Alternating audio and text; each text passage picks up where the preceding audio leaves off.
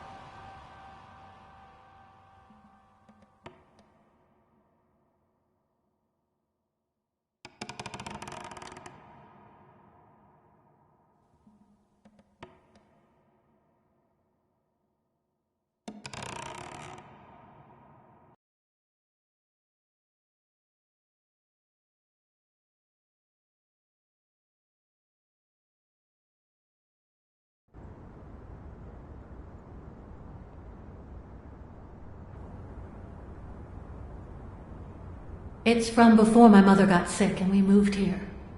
I loved reading stories about pirates, so my father drew a treasure map for me. I searched the whole house, one clue at a time. It led me to this enormous tree in the yard where Daddy had put up a tire swing.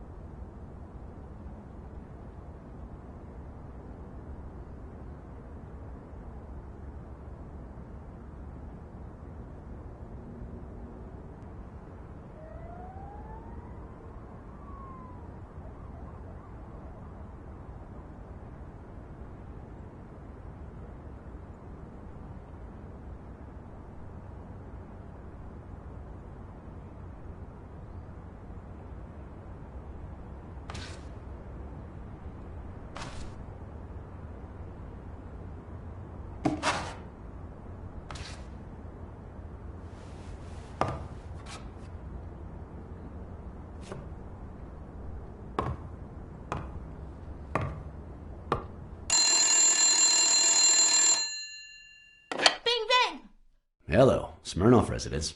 You're Blacksad dead! here. No, I got you with my lasso! Can you quiet down, kids? Dunn got killed for stirring the hornet's nest. And you confessed your crime!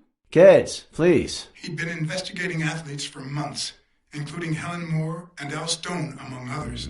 Dunn's notes aren't all that clear, and I'm not sure what he was after. But I'd say we're facing a widespread corruption case. Well, if you're right, that could be some dangerous evidence. Bring it here ASAP. Sure, but there's something important that I need to finish first.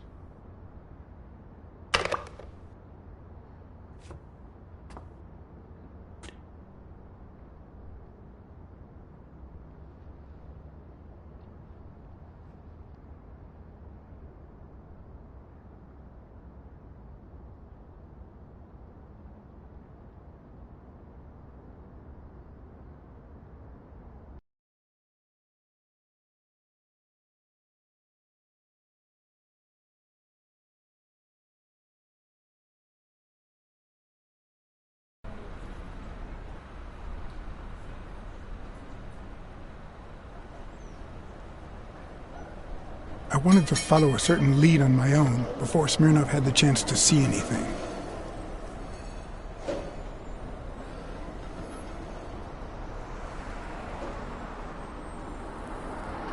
According to his notebook, Dunn had seen Craig Spano at Sam's Diner just 4 days before his death.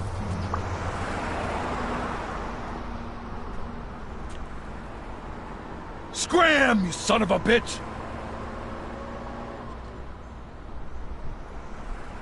I'm sorry about what happened to Mary.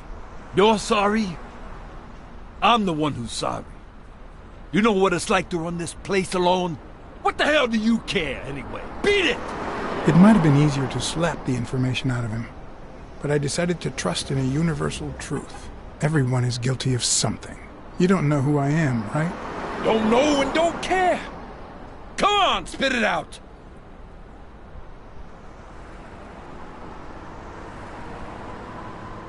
I'm John H. Blackmore, from the Consumer Protection Office. Oh, yeah, right. There are some real freaks around here, so I have to be firm, you know? Have you eaten? Dinner's on the house.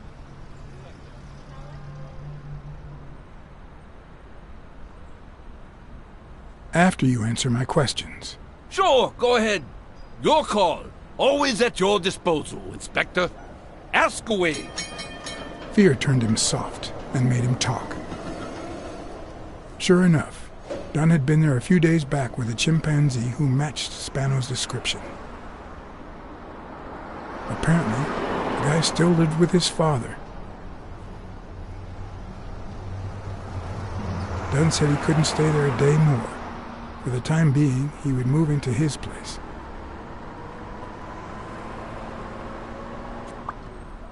Wait a minute here. What does consumer protection have to do with that chimp?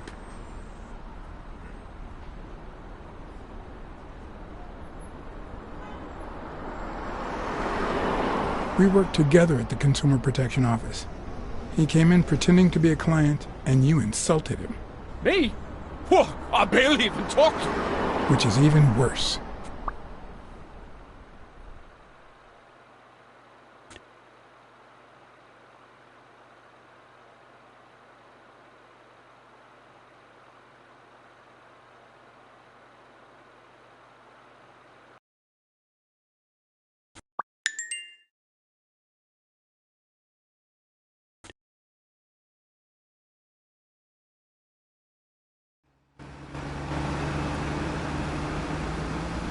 Dunn had taken Spano to his place.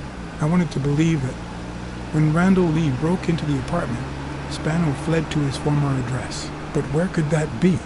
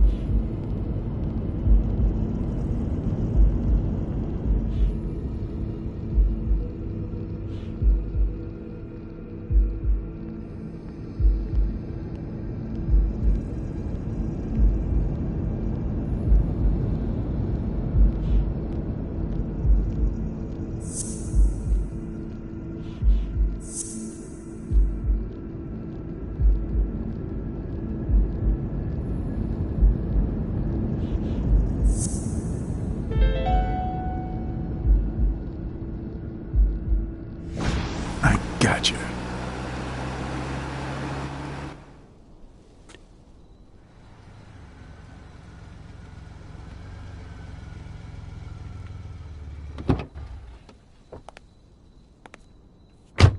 If the living have rich and poor neighborhoods, so do the dead.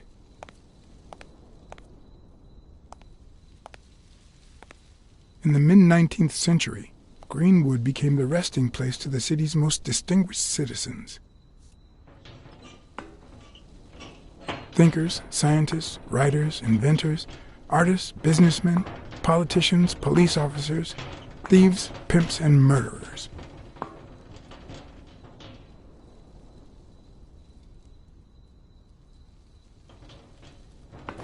Here lie the bodies of the soulless minds that raised New York from the ground up.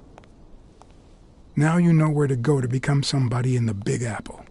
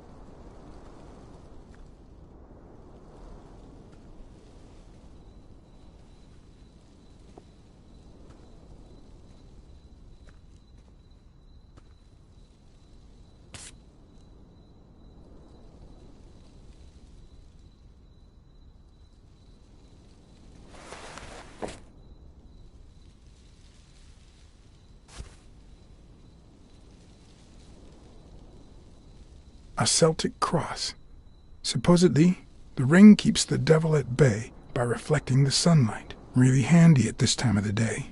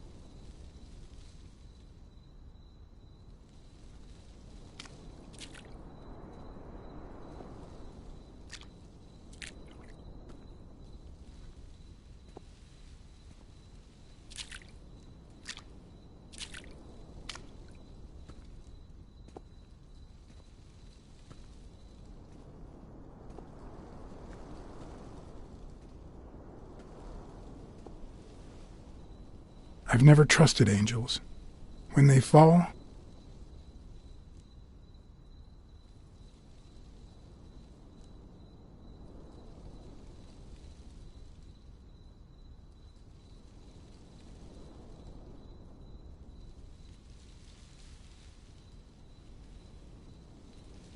the world falls with them.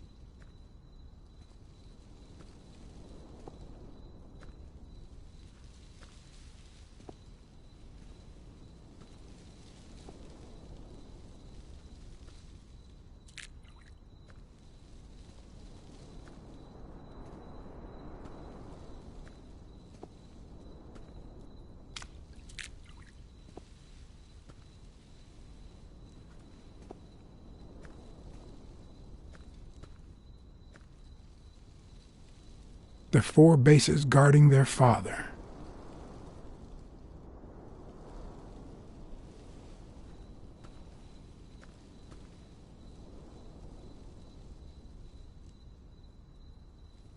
According to the book I found at Dunn's place, fans of the sport leave baseballs on Bradwick's tomb to pay their respects. It's strange that I don't see any.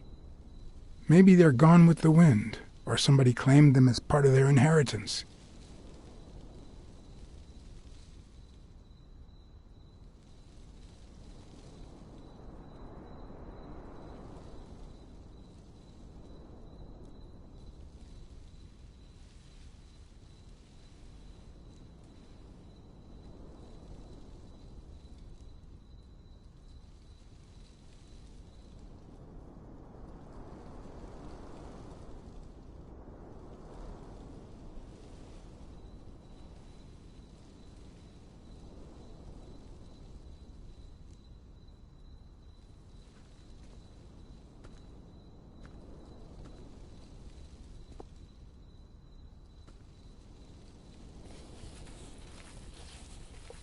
Still hot.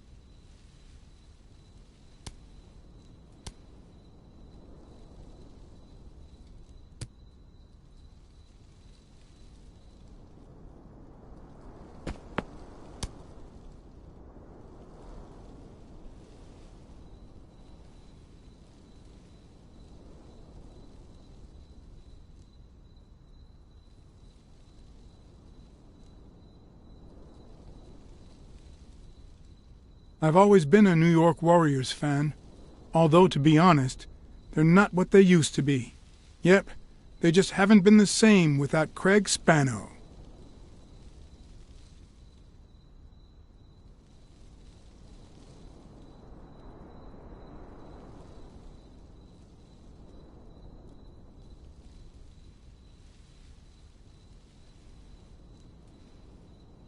I found a baseball glove at Joe Dunn's place. A glove signed by a great star. I couldn't believe my luck.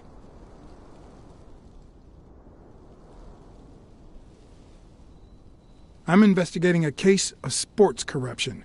I think a considerable amount of athletes are involved, both current celebrities and former stars.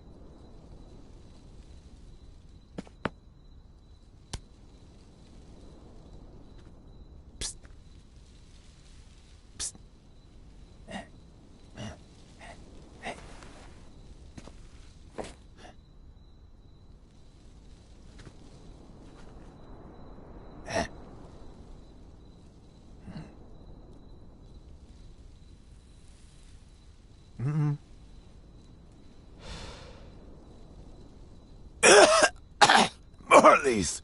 Are the absolute worst.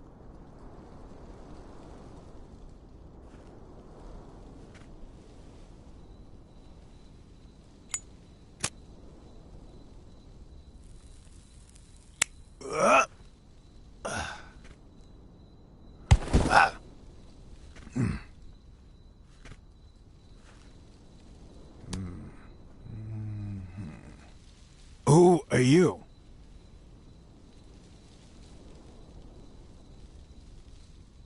I'm John Blacksad, private investigator. How's Joe? One question at a time. It's my turn.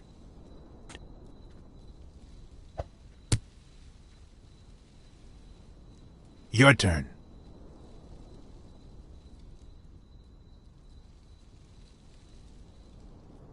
Why are you hiding here? Because I fear for my life. Because this is the only place where I feel safe. Because Joe took me to his home. But they went looking for me there too. What did he want from you? And who wants to kill you? One question at a time.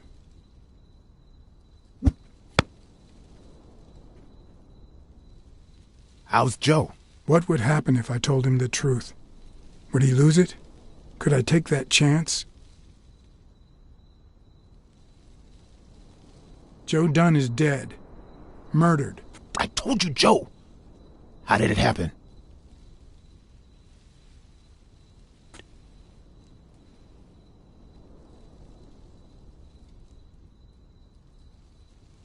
A hitman. But he's dead now. Although whoever hired him still hasn't been punished. My turn.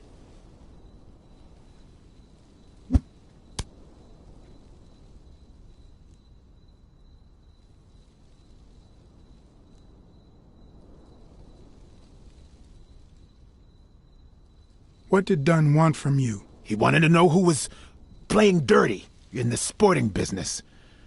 Dirtier than usual, that is. Wrecked lives, careers, ruined at the top of the game. He wanted to know if the same had happened to me. He wanted to know if the end of my career and my disappearance had anything to do with all that. He wanted me to confirm who was behind it all. The guy who had him killed. Our old friend, the surgeon.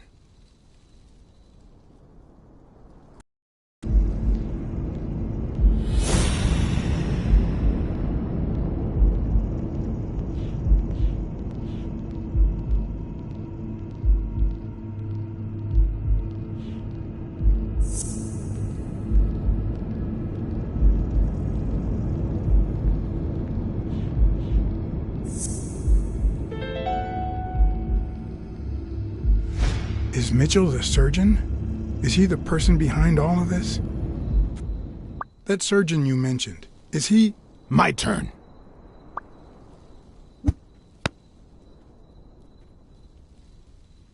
I want to know why I should trust you.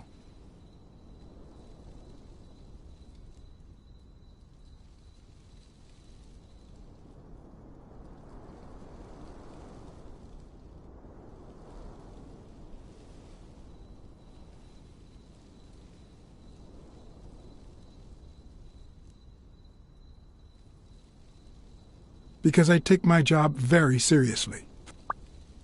It's my turn. That surgeon that you mentioned, is he in this photo I got here? Ow! Hey!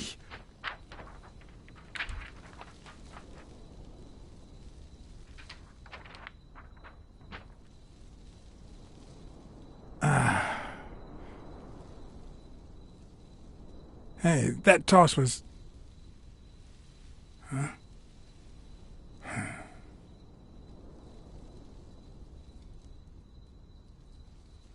Both my ear and my self-esteem would hurt for days. But at least I had a new lead to follow, the surgeon. The bastard had avoided my scrutiny by passing as a hospital doctor. But now, all of my senses were on guard. No matter how good the disguise or how well he hid, I would find him.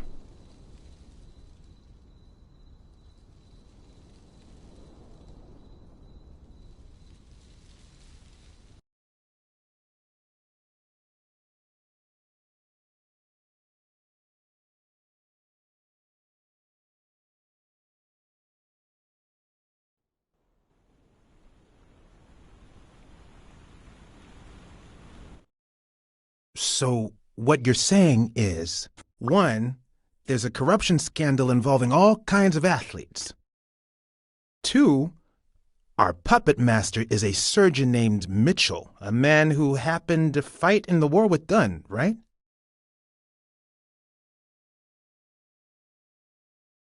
Every lead I've found points to him. Anyway, where was I? Number 3, right? 3. Since Dunn was on his trail, Mitchell hired an anteater to get rid of him.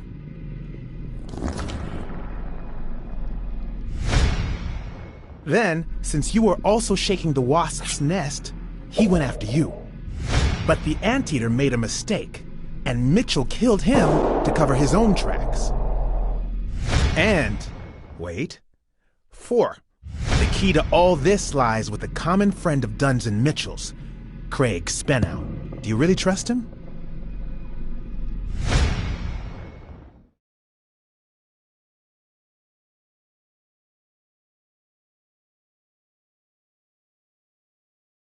You should know that I don't trust anyone. Except for your friend Weekly, that is. 4. No, I mean 5. Dunn was murdered 4 days after taking Spenow to his house. If that doesn't make him suspect, makes sense, doesn't it?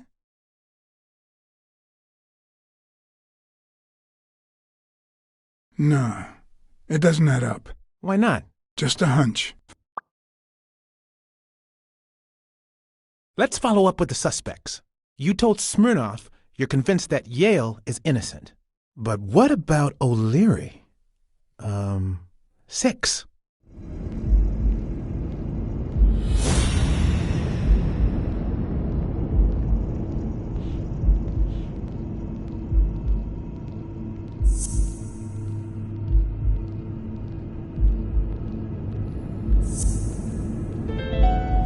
O'Leary wouldn't have sent Randall to kill Dunn. He would have dragged him to his basement, given him his little speech, and then killed him himself. Nah, I know O'Leary, and he wouldn't have sent a hitman. He would have taken matters into his own hands. What about Cassidy? 7, right?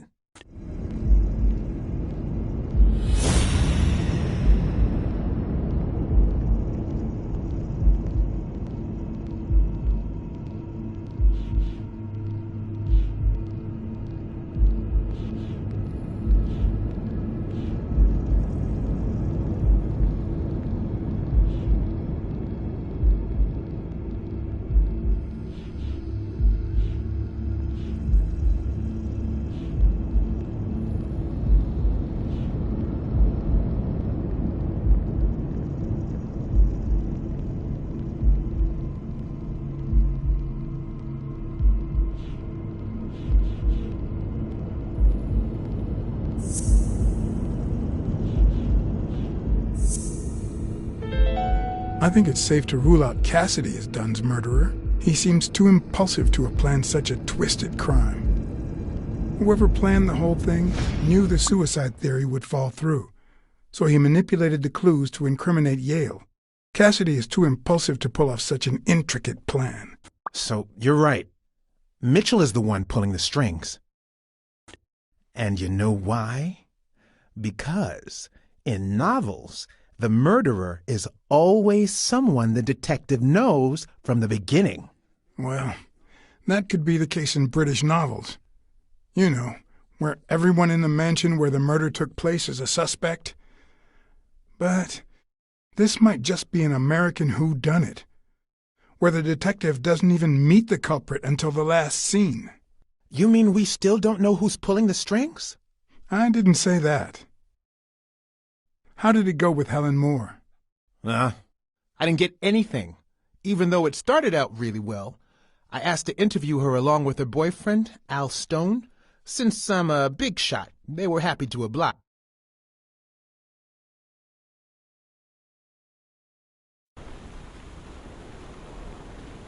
Perfect. Now, time for the interview. I'll go back and forth so you don't get bored. So, who goes first?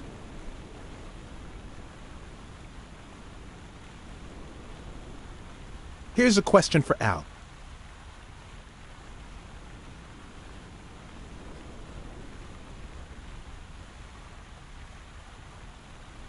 In just 12 days, the contender will try to steal your belt. Any thoughts on your fight against Yale? Yeah, sure. My Al is going to kick that thug's behind. Isn't that so, honey? Yeah, well, we'll see. No such thing as a weak rival. Nonsense. You are and will be world champion. Next question. Okay, now. Here's one for Helen.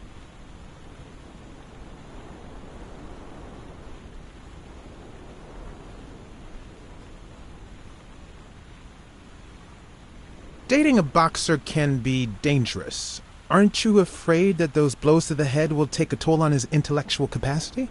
Honey, take a look at my man and then look at yourself. You really think I'm with him because of his intellectual capacity? Helen! Write this down. Nothing will change my man. His smarts, manliness, and integrity are all boxing proof. Moving on. Here's one for both of you.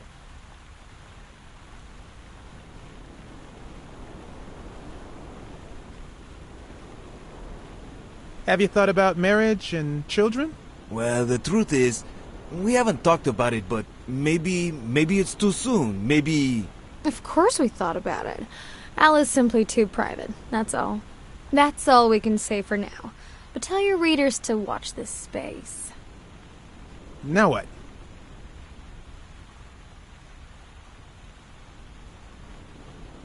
Okay, Helen.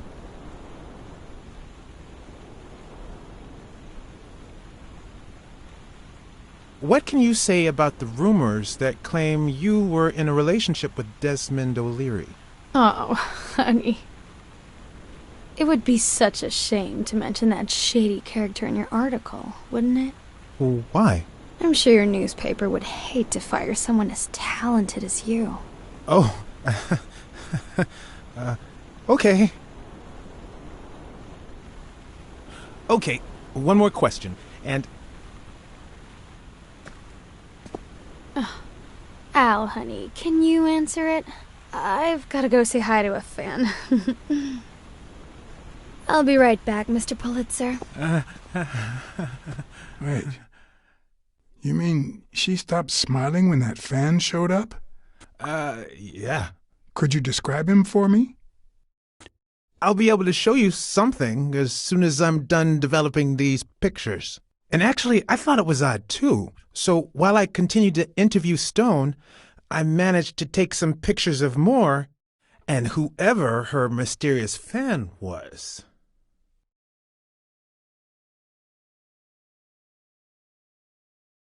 All right, so where were we?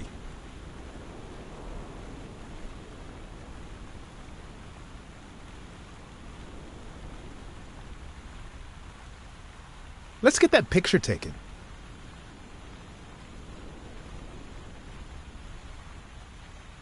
Turn around and show me those biceps from behind. Like that? That's it.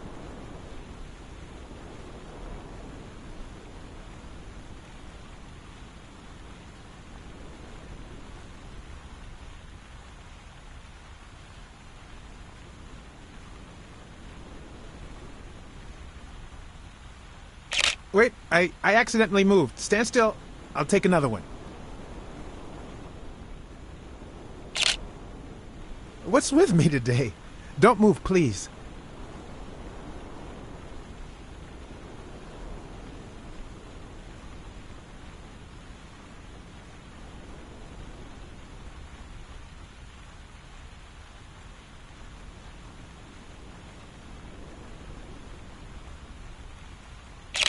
Now we got it. Should we keep at it?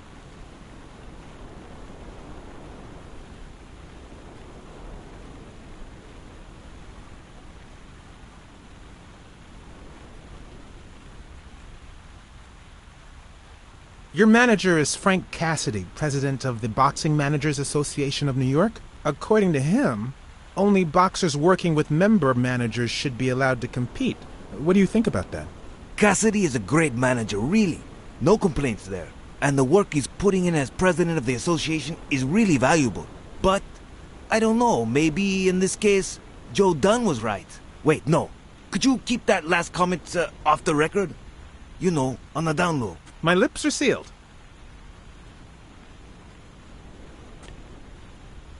I'm going to take one more, all right?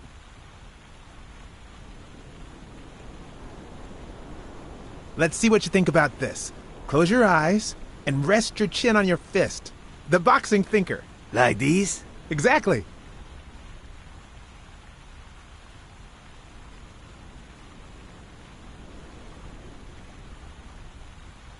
What's up with me? Stand still. I'll take it again.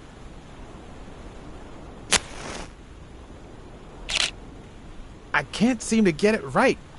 Don't move.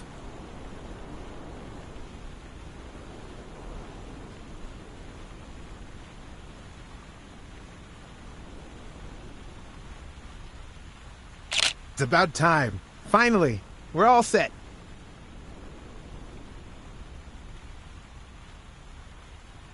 Wait. So, are you telling me the photos are developed? Or is that what you said to Stone? Both. Just look.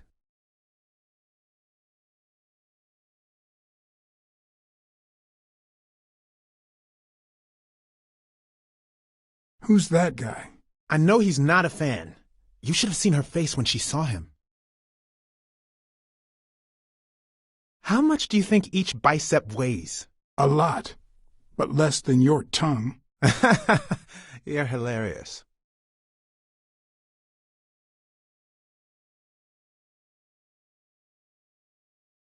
Look at his hand. Is he pulling something out of Moore's purse? Or putting it in?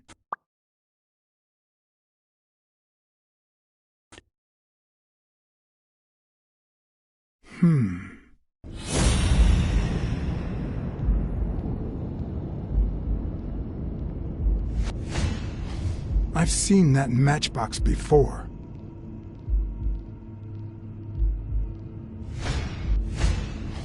Wait, that's him. Who? Mitchell, the surgeon. Seriously? We got him. Not yet. Right. We still have to find him. Hey, pal. Did you hear what I just said? We need to keep looking at all those pictures. We need a clue that'll take us to Mitchell. Hey, see? There. Just like I was saying.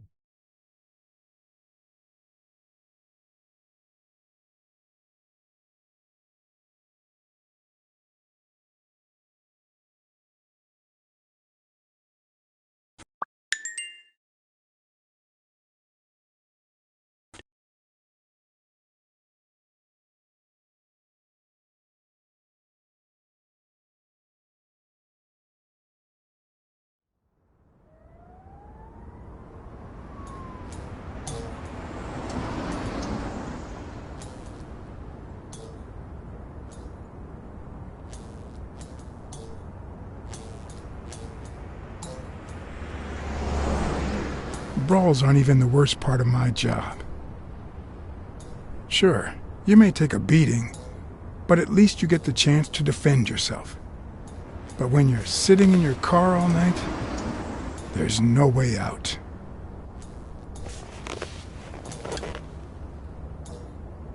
Your legs cramp up, your back and neck feel stiff. Your entire body aches to be somewhere else. It's boring and repetitive.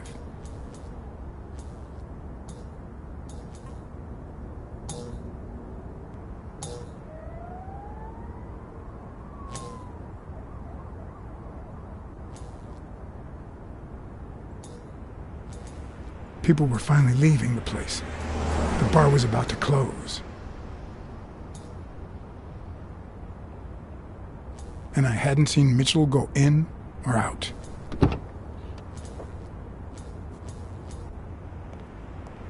I had no choice.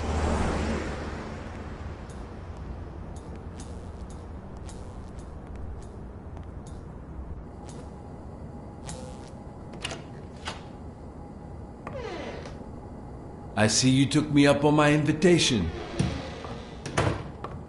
And you're smart. You knew not to come until my anti-fur regulars had all cleared out. I can't say no to good advice. Or good bourbon.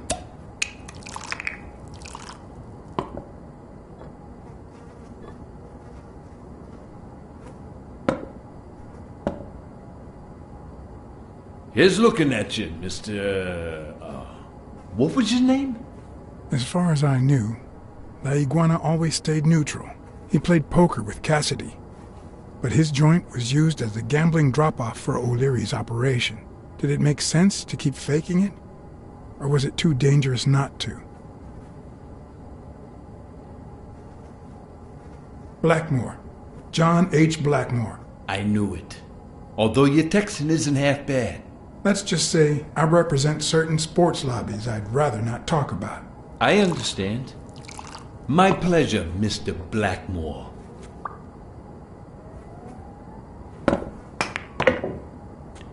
You're natural. You're even better at pool than poker. This is much easier. No one can cheat.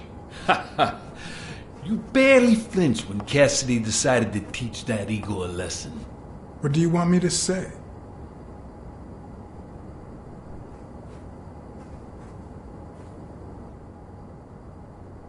If Cassidy hadn't ordered his barber to kill that man, I would have done it myself. Some people just don't deserve to live.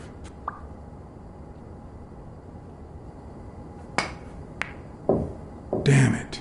Well, nobody's perfect. Tell me, what do you really want with Cassidy? I just don't understand your motives.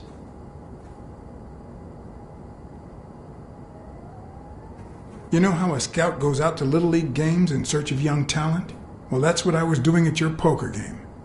But it's too soon to tell. Don't worry about it. I was only curious. So, what about me? What do you want from me? No one comes to La Iguana just to drink and play pool. I'm looking for one of your regulars, Dr. Angus Mitchell. What for?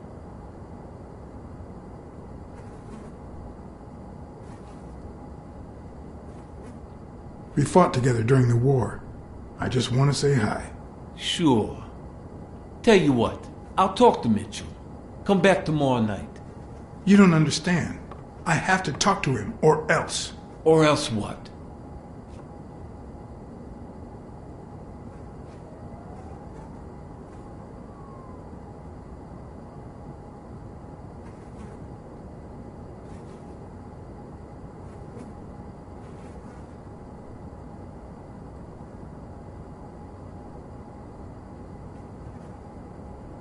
I don't think Cassidy would be too happy about the role his poker buddy plays in O'Leary's gambling operation. I'm sure you understand that. Son of a bitch.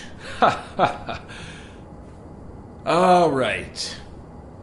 Give me your phone number, and I'll give you a call when Mitchell shows up. No. You're gonna call him right now, and you're gonna give him this message. But when you're sitting in your car all night, there's no way out. Your legs cramp up, your back and neck feel stiff, your entire body aches to be somewhere else. It's boring and repetitive. It's so bad that your thoughts spiral in a never-ending loop, like when you're stuck in your car, on surveillance duty. The owner of La Iguana was supposed to tell Mitchell that a certain anteater was still alive, and that it was only a matter of time before he ratted him out. With a bit of luck, that would make him nervous enough to force his hand. Now all I had to do was follow him.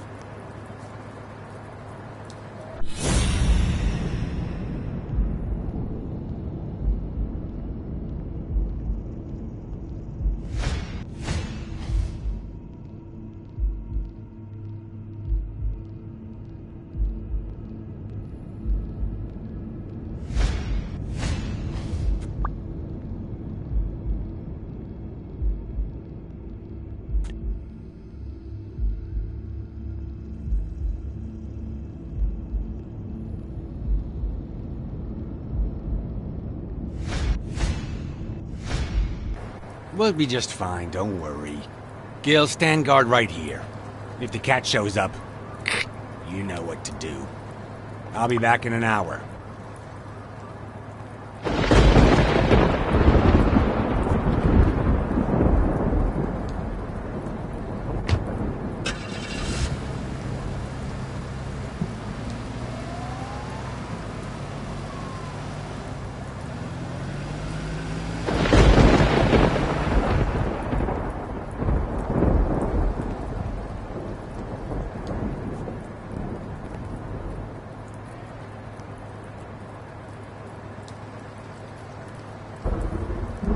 Could I take him by surprise from over there?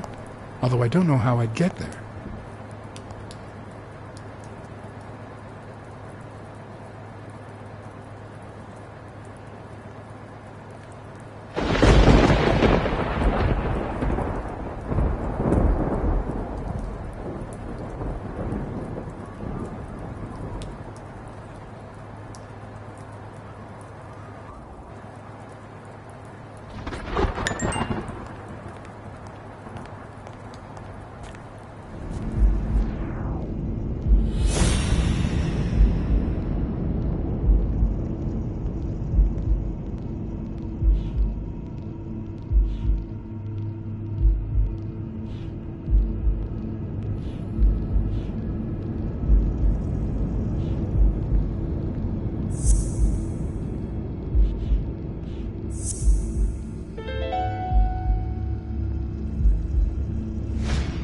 course. He's Randall Lee's partner. I should be careful. When they gave me a beating, I could see he was kinda trigger happy.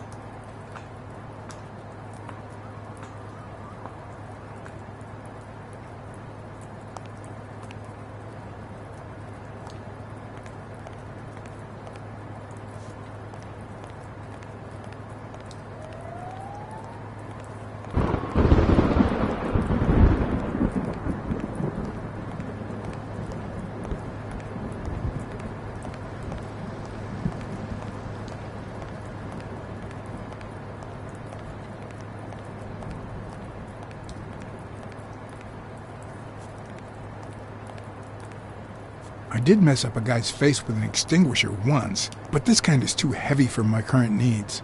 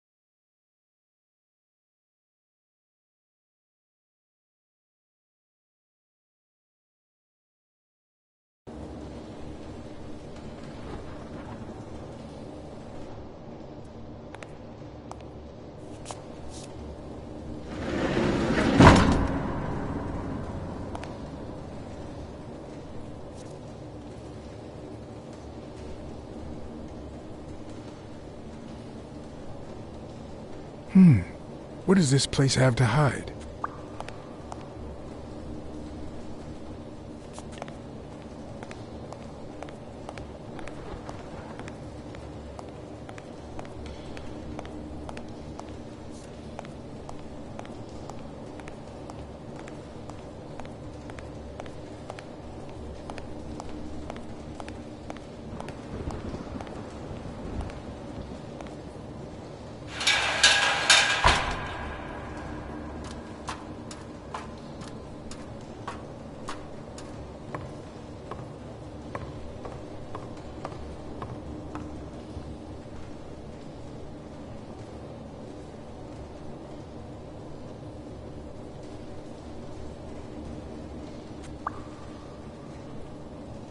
It could be an Ojibwa totem pole, in which case the top animal would be a crane.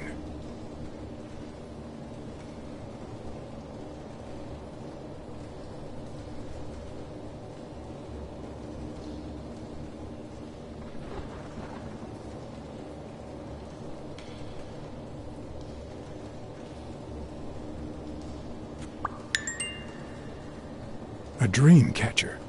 It's supposed to protect children during the night, trapping all evil in its spider web. If I'm not mistaken, these are incense sticks, used in cleansing rituals.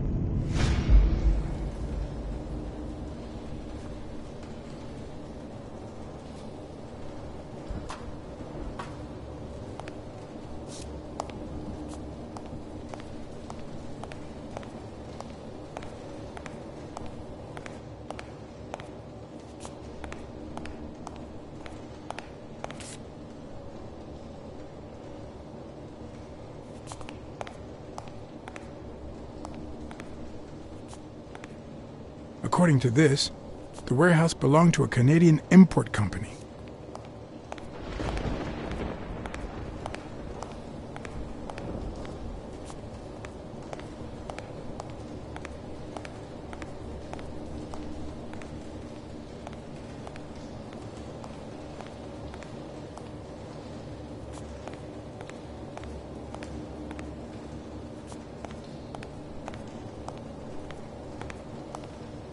Will I need help? Who would I call?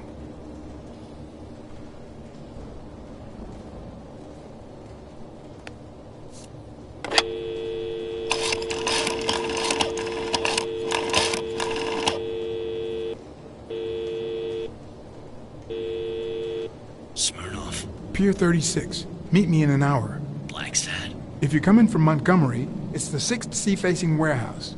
What's going on? And bring the cavalry.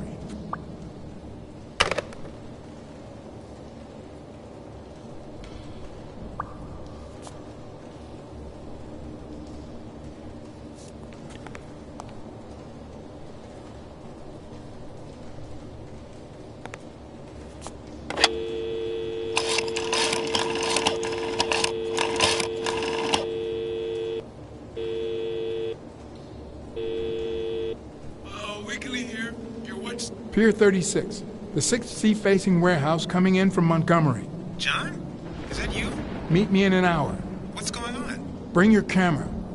I just gave you the scoop of your life.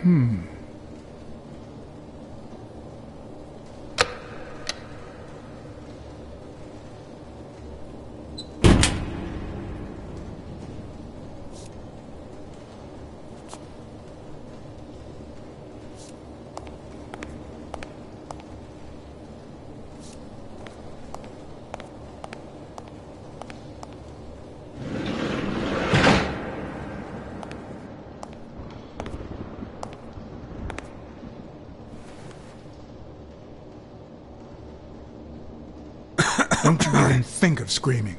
I might not even talk.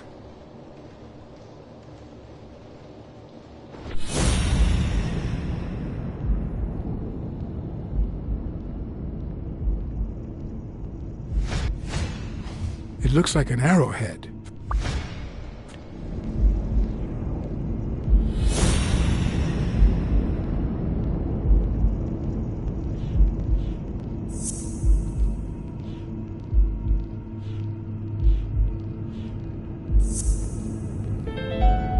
Everything seems to prove that Gil is a Native American, and I'm almost sure that the woman in the picture is his mother.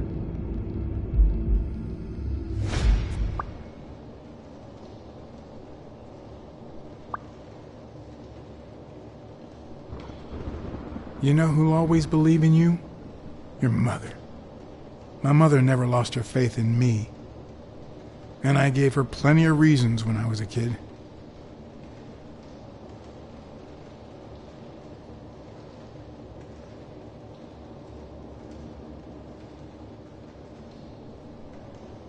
I was a terrible student. I flunked absolutely everything. Somehow my mother managed to keep me in school until I got into college. But I never gave her reasons to believe in me then either.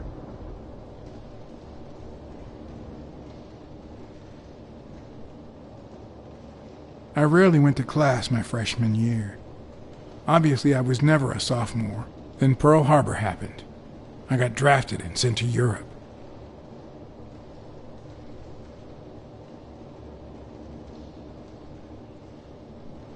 I knew killing Nazis was my moral duty, my mission, my redemption.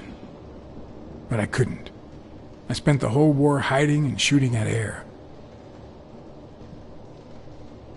But when I got back, I was treated like a pariah, a veteran outcast who never should have come back in the first place. And yet, my mother never ceased to...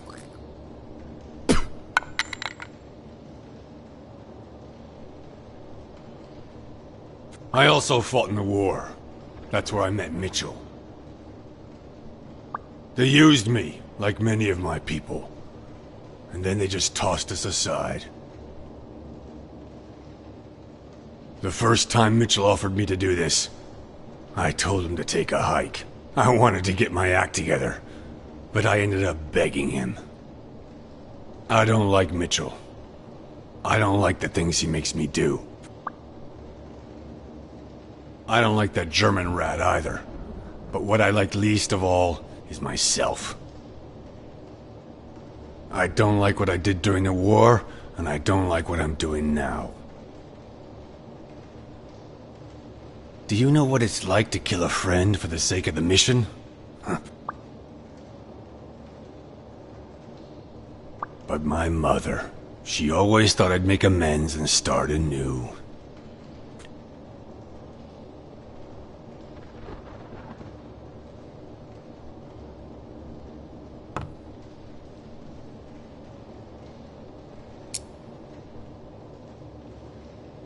Maybe it's time I did just that. It's number 3.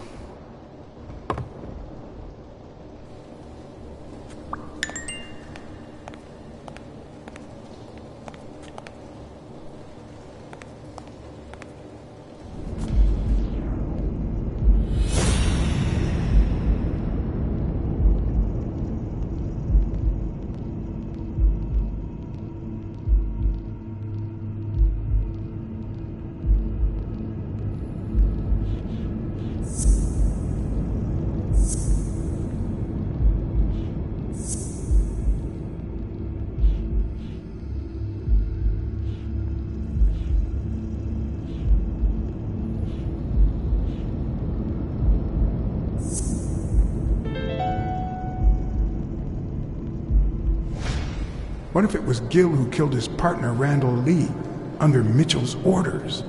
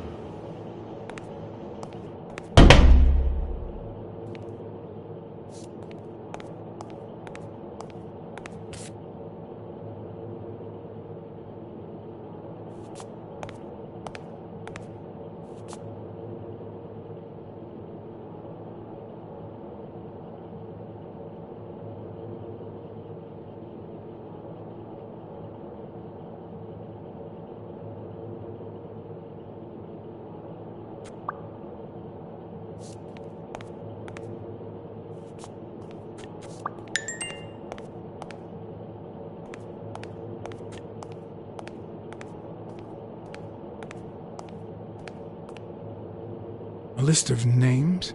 Somehow related to chemical agents?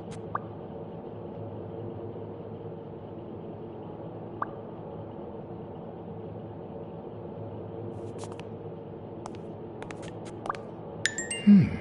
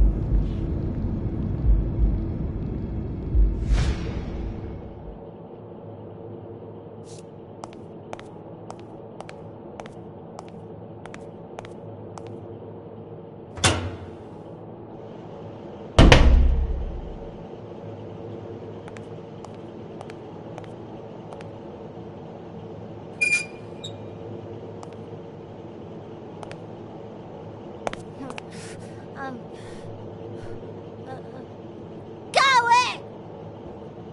Hey, You're back! it's all right. Don't be afraid, little girl.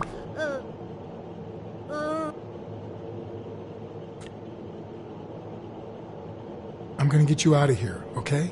Peter, no hurt! Hey, Peter, no hurt! hey.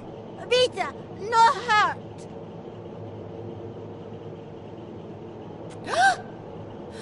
Ah!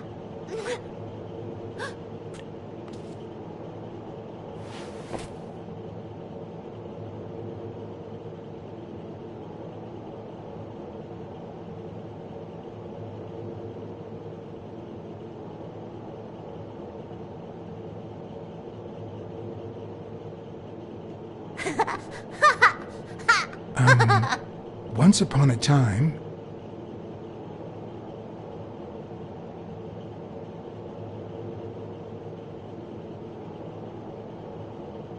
Once upon a time, there was a beautiful princess called... Brunhilde! Hi, my name is Brunhilde, and I'm very happy. said Brunhilde. And then Brunhilde, who had a beautiful name... Really beautiful. A really beautiful name, ran into someone very special. Oh, who was it? A magical cat called John. I'm a magical cat. My name is John. Hi, John the cat. I really like magical cats. Hi, Brunhilde. I'm going to use my magical power to help you.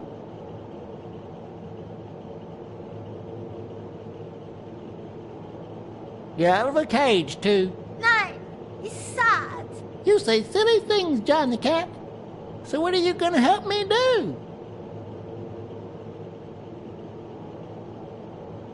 Fill up a bunch of color balloons. Ha!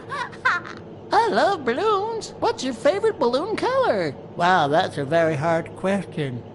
But John the cat, it's the easiest question in the world. Let me show you how easy it is. My favorite balloon color is... green. Whoa, Brunhilde. That's exactly what I was about to say. Bird!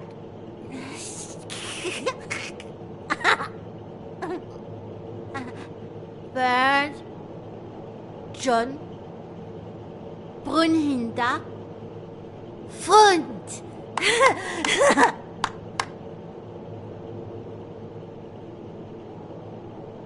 Do play? Each look. Okay. Hi, Bird. Why are you wearing that mask? Weil, gas. Well, maybe we should get out of here. What do you think, Bird? And what about you, Brunhilde? Don't you think that?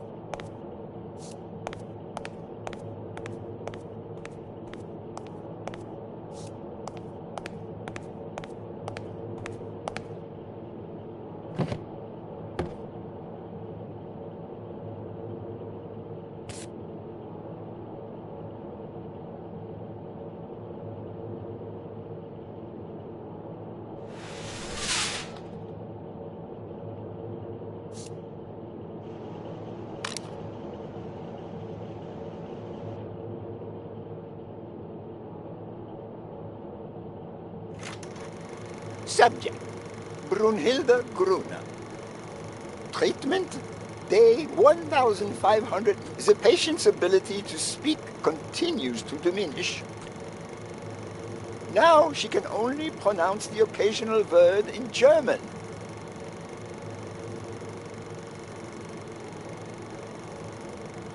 Tissue degeneration persists. And yet, perhaps due to drastic reduction of benzylprodine dosage and an increase of anupropion, we have observed a 3% of deceleration of said degeneration. Furthermore, and perhaps this is the best finding so far, the subject exhibits a mild recovery of her speaking. It's not a lot, and yet we are on the right track. All hope is not lost.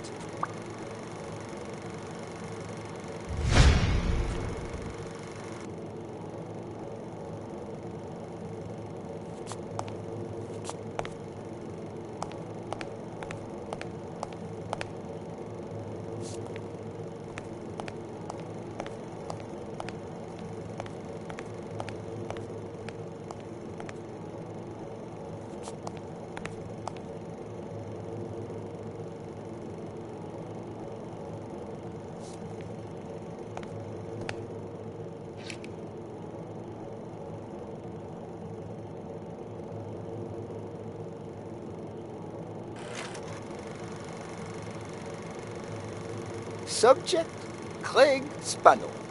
Treatment, day 0. The subject is a veteran baseball player who has lost speed, strength, and agility due to the regular aging process.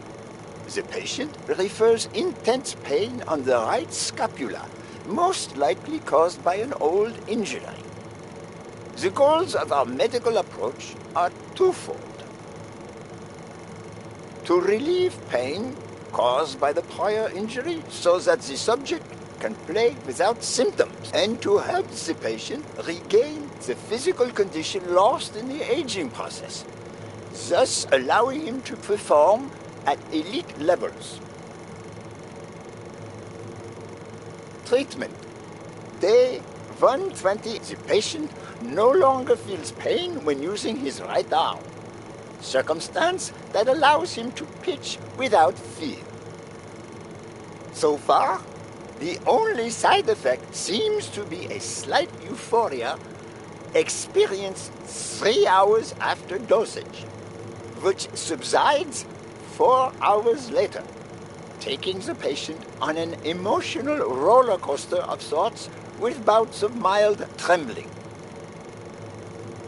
Treatment, day 341.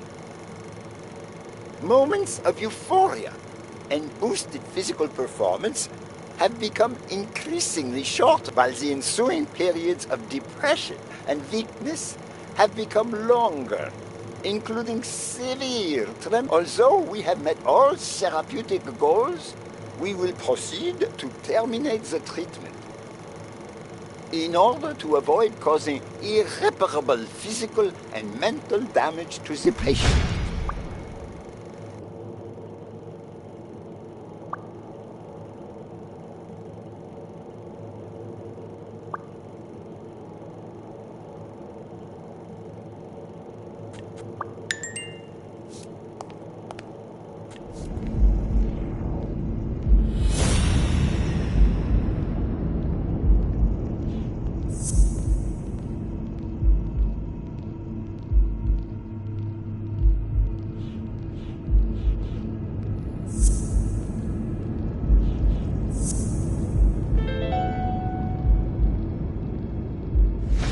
Mitchell is cashing in by selling drugs to enhance athletes' performances.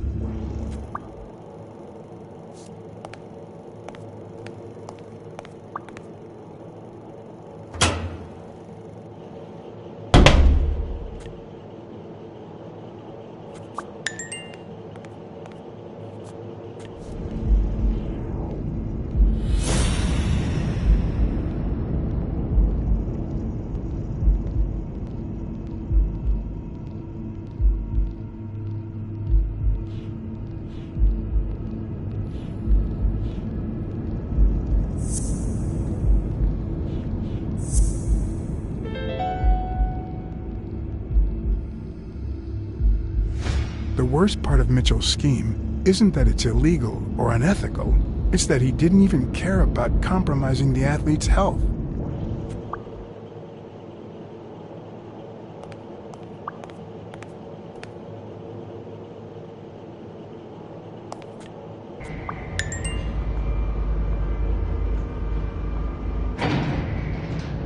Gil? You know you're not allowed down here. You know you're not allowed. You bastard! I kill you right here, right now! I don't know. You don't know?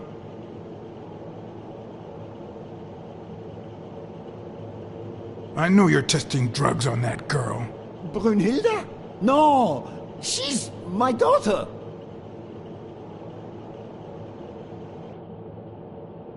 She was born with a degenerative disease, a rare condition similar to the Engelmann syndrome.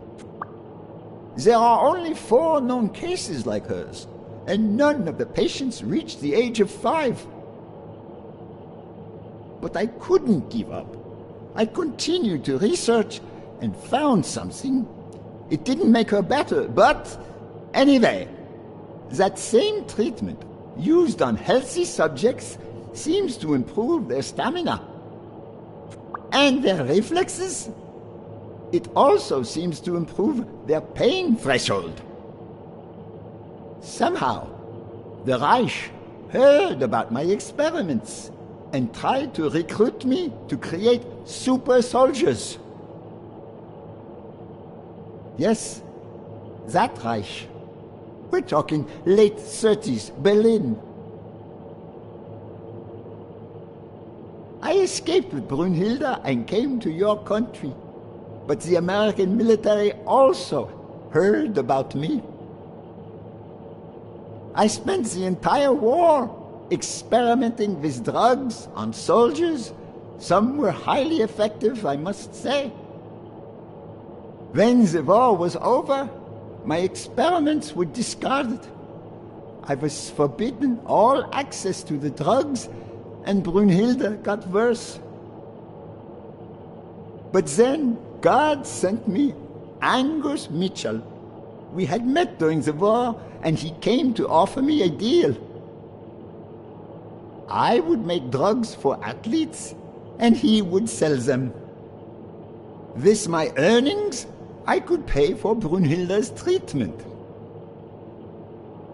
What else do you want me to say? I noticed Yale's name appears twice on your list of athletes. One mention was crossed out. Why? I don't know. A couple of months ago, Mitchell told me to prepare pills suited to his profile. But a week ago, he told me to stop. And then 2 days ago, he asked me to make them again. About those pills.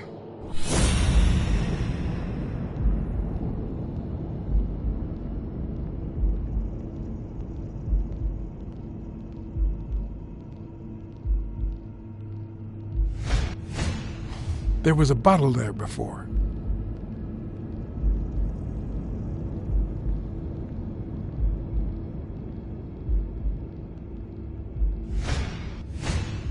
There was a bottle there before.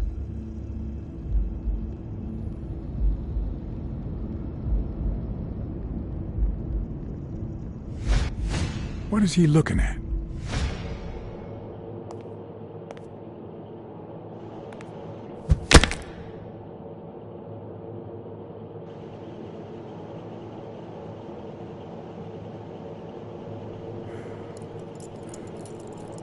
Don't dwell on it, Josh. You had to tell him the truth in order to protect Brunhilde. I would have done the same thing. Finish packing up your things and stop torturing yourself, okay? Thanks, Angus. I won't be long. Oh, honey. You like living here? Yeah, me too. But we have to go somewhere else, and it's all that bad cat's fault. Yes, sweetie. We're going to a new home now. A prettier one. And you'll be happier there. Now go with Papa, honey. Give him a kiss. Go on. Give him a kiss. Go on.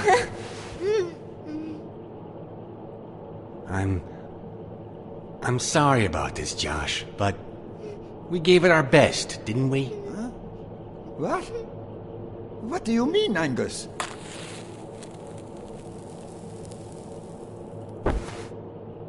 I wish it hadn't come to this. Angus, what's wrong? Goodbye, Josh.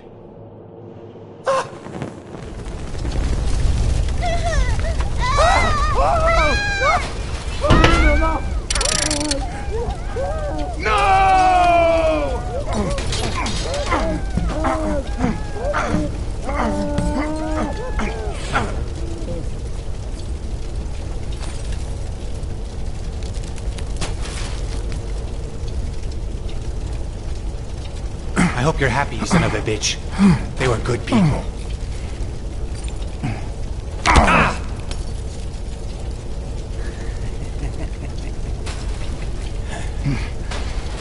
I hope that made you feel better.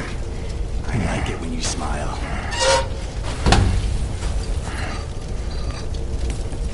You're so far from the truth.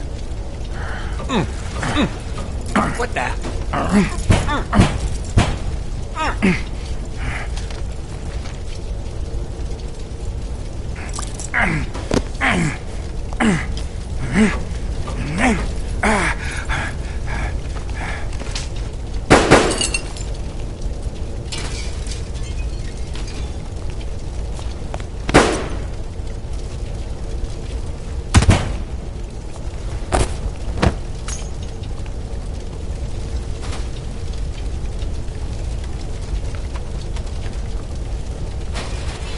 The mask would buy me a bit of extra time. The question was, how much?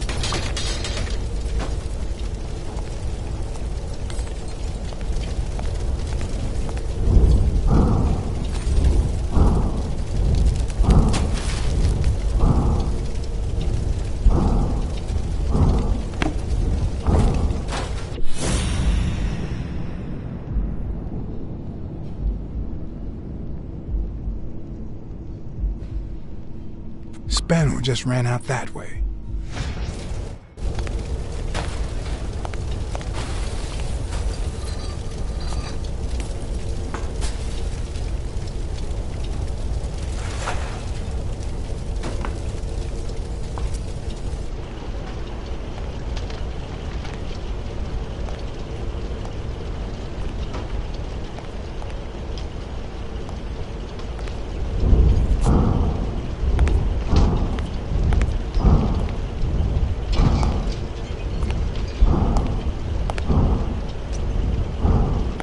The mask was barely working.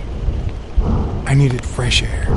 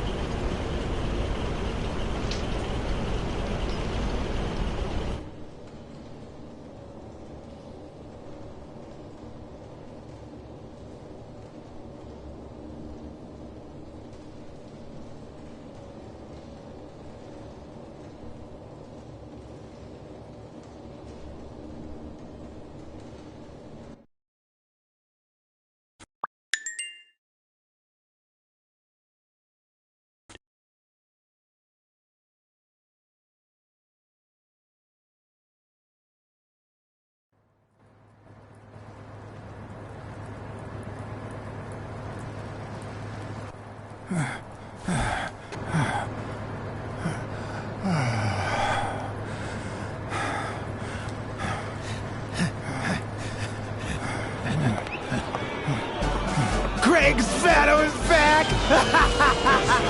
Did you miss me? Who wants to see a home run?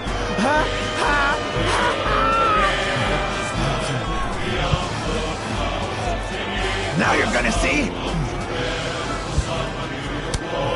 Bring it on! Let's go!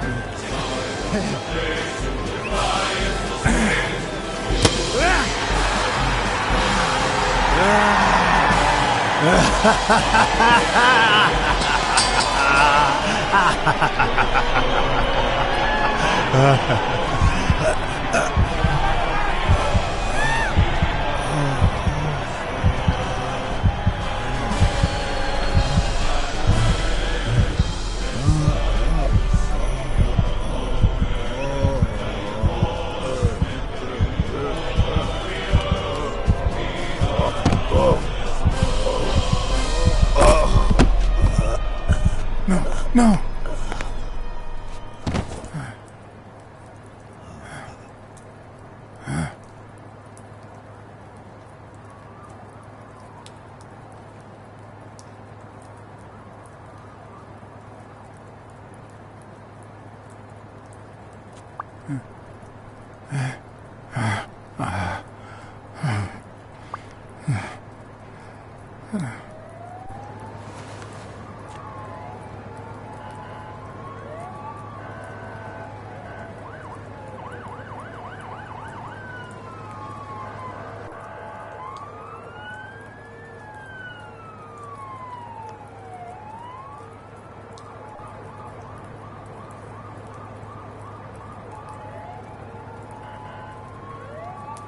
Don't torture yourself. You did everything you could. Would he make it? The doctors think so. They found him unconscious by the basement door. What?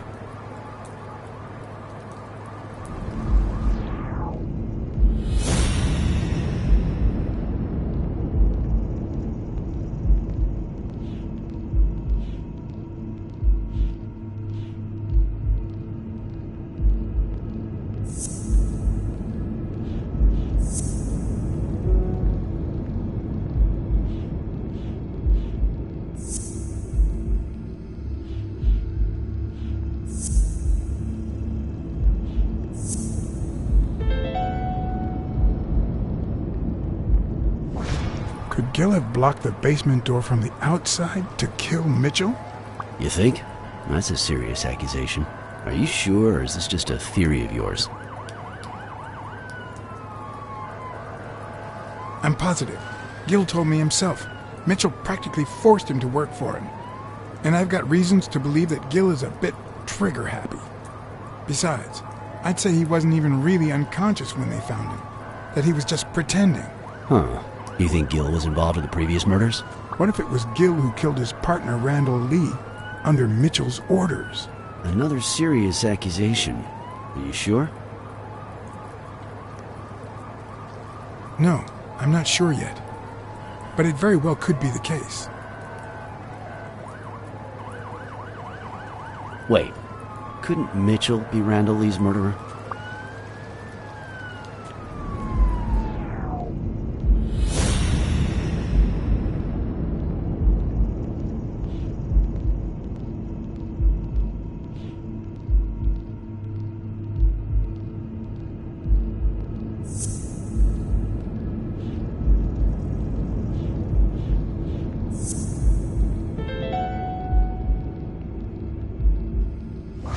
So he misses with 2 shots at point-blank range, and then he hits a guy smack in the forehead from across the street?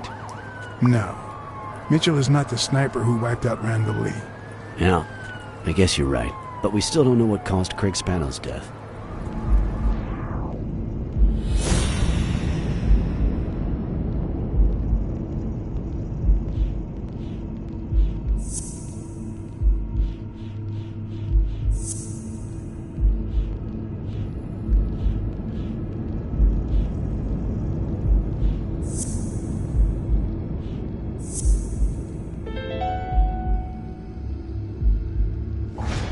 There's no doubt about it. Spano took drugs from the lab, and they killed him. But if that were true, how many more athletes are in danger? And most importantly, who are they? Is Bobby Yale involved? I didn't see them all, but write down these names. Peter Lowe, Xavier Chains, Helen Moore, Bill Goldman, Miles Benton, Alexander Wood, Jacob Ziegler, and yes, Bobby Yale. Thanks. Saving lives for a change, huh? In any case, thanks for the call. I was starting to think you'd never trust the police again.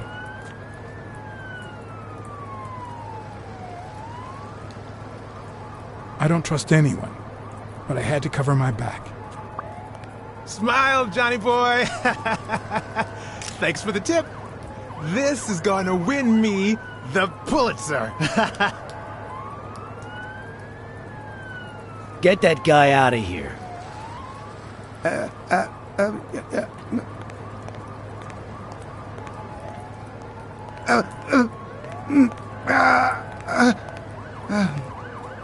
All right. Let's get this over with. When the war ended, Mitchell convinced Groon to use his super soldier drugs on elite athletes.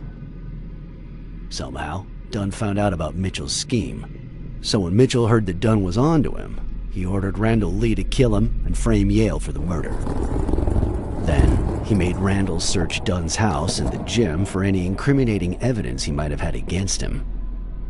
The poor cleaning lady died almost by chance.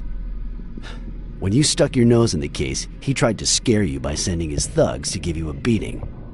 And when that didn't work, he asked Randall Lee to finish you off on the gym rooftop. But Randall not only failed, he got captured. So Mitchell ordered Gil to put a bullet through his head, which only made Gil upset. You kept getting closer and closer to the point of discovering his headquarters. When Mitchell realized he was cornered, he burned his bridges by setting the lab on fire, along with Dr. Groon and his daughter. Gil saw the opportunity to get back at Mitchell, so he blocked the only exit so that he would also die in the fire. Did I leave any loose ends? Just a few. But don't worry about it. I'll take care of them now. So I guess thanks for everything.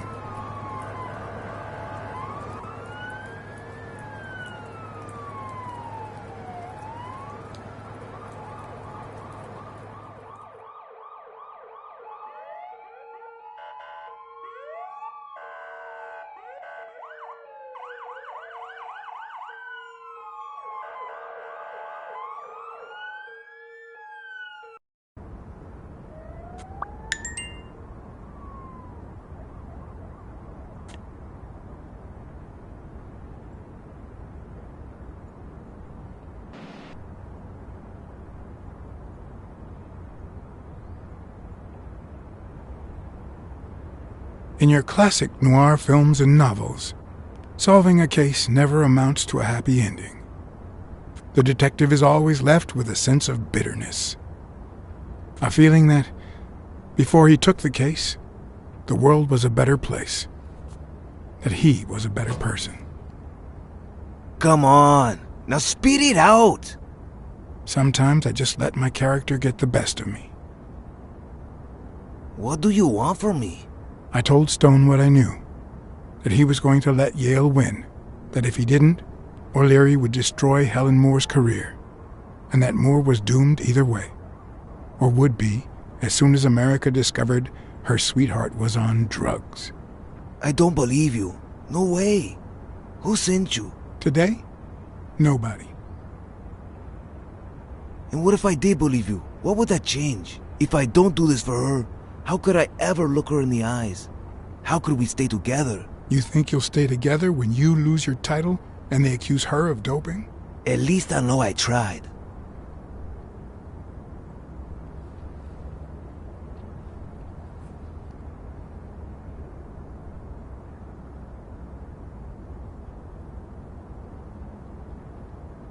I came here to convince you to play fair, but I don't even know what to think anymore.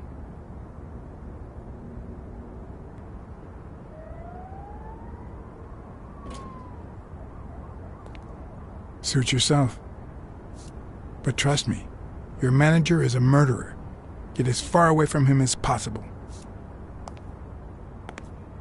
Hey, Blacksad! I'll think about it.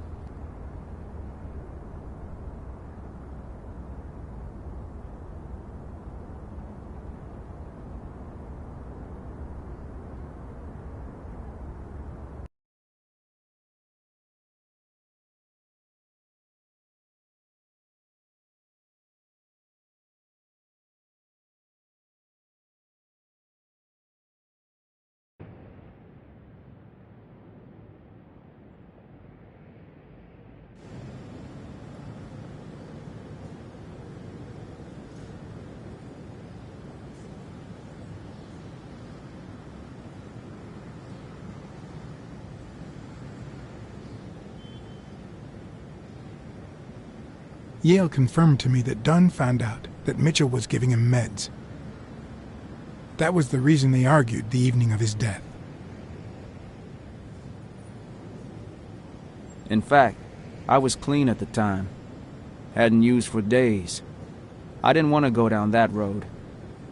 I wanted to follow Joe. But he discovered everything. He didn't believe me when I said I had nothing to do with it. But you used again. Only after his death. I needed to cope. But the drugs gave you a panic attack. Yeah. But I've been clean ever since. Mitchell gave you the pills when he stopped by the hospital. Hence, your miraculous recovery. Are you planning on taking them before the fight? Don't do it, Bobby.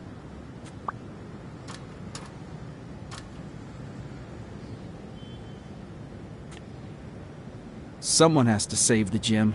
I owe it to Joe. And Sonia. And my Aunt Mary. The only thing you owe them is integrity. What would Dunn think of you now? Sorry about your Aunt Mary. She was a good woman.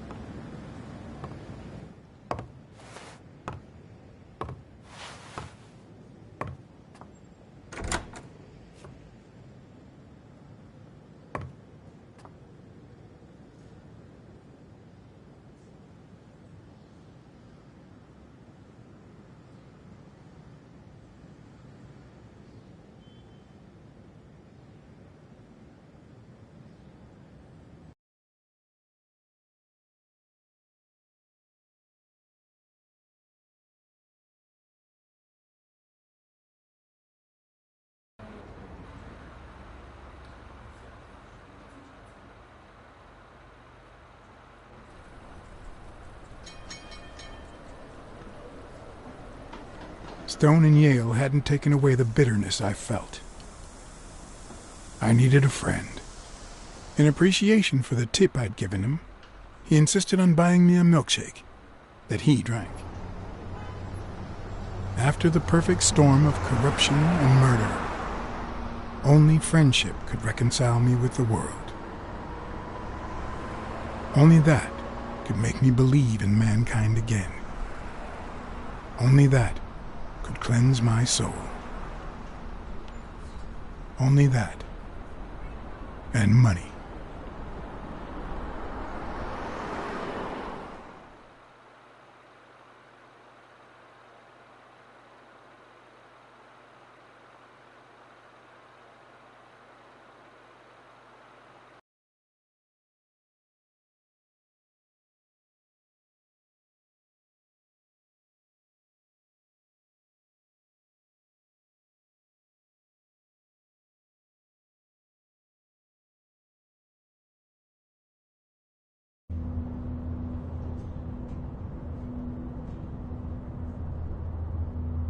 In your standard noir novel, Yale and Stone would be punished for breaking the rules.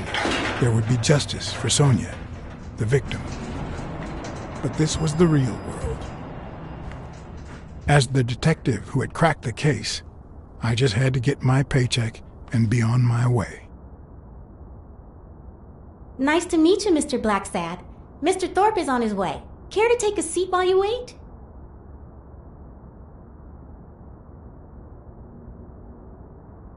Did he tell you why he's running late? He'll be here in a minute. Please, take a seat.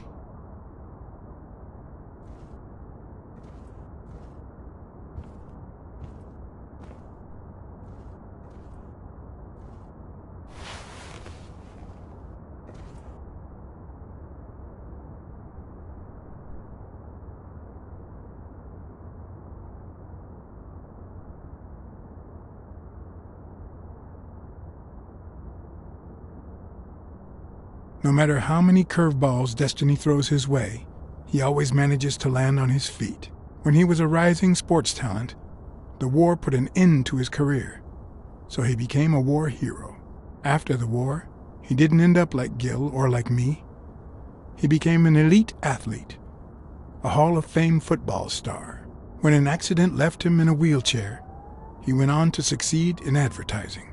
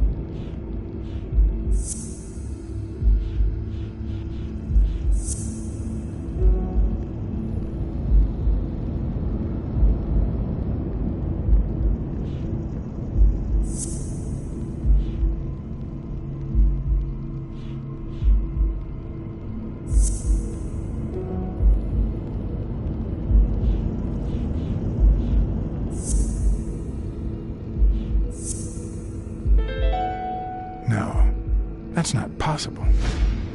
But what if Tim Thorpe was somehow involved in Mitchell's operation? Mr. Blacksad? Mr. Thorpe is running later than expected, but he insists on meeting you, if you don't mind. Sure, as long as you help me fight off this boredom. That's not in my job description, but...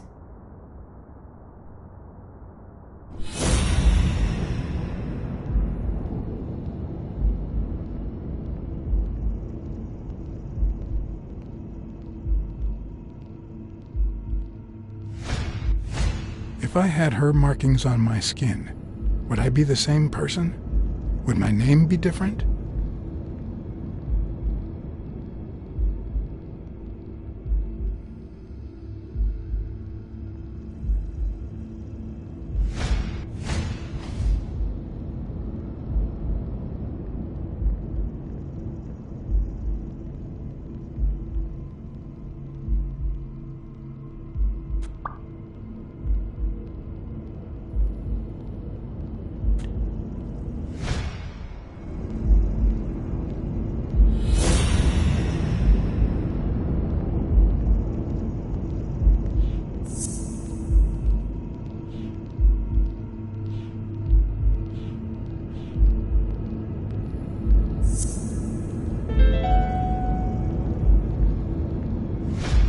If my hunch is right, there should be a meeting with Mitchell noted somewhere in Thorpe's agenda.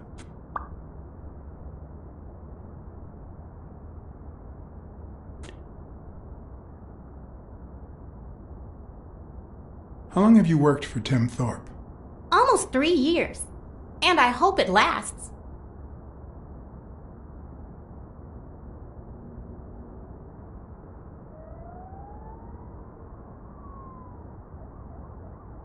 Has anything odd happened at the agency lately? Not on my shift. Perhaps the oddest thing I've seen is a bored detective asking a lot of questions.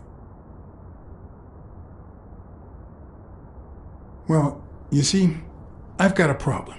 In order to figure out how much Mr. Thorpe owes me, I need to know what day I started working on the case. But I can't remember. You wouldn't have that written down, would you? It sure wasn't on my shift. I'd remember. Let me see.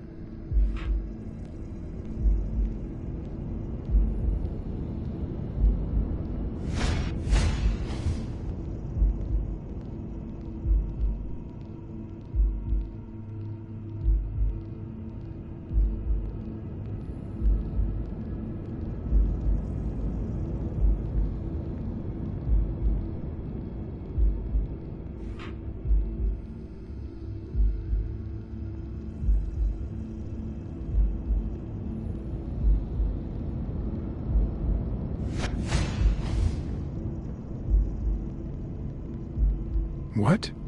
Dunn was here 2 days before he died? Why didn't Thorpe ever mention that? I'm sorry, but your name's not on here.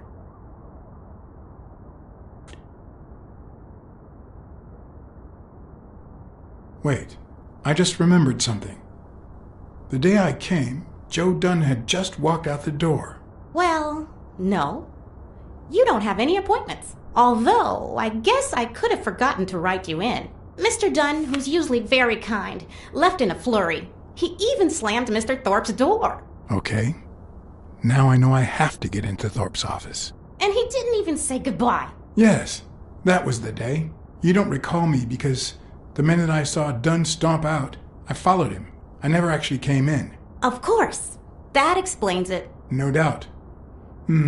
So, since it looks like Mr. Thorpe won't be here soon, I think I'll go take a walk down the hall. Gotta stay in shape.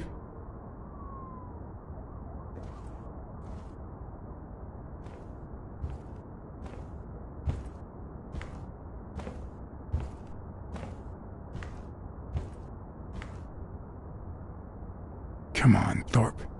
Tell me there's a back door to your office.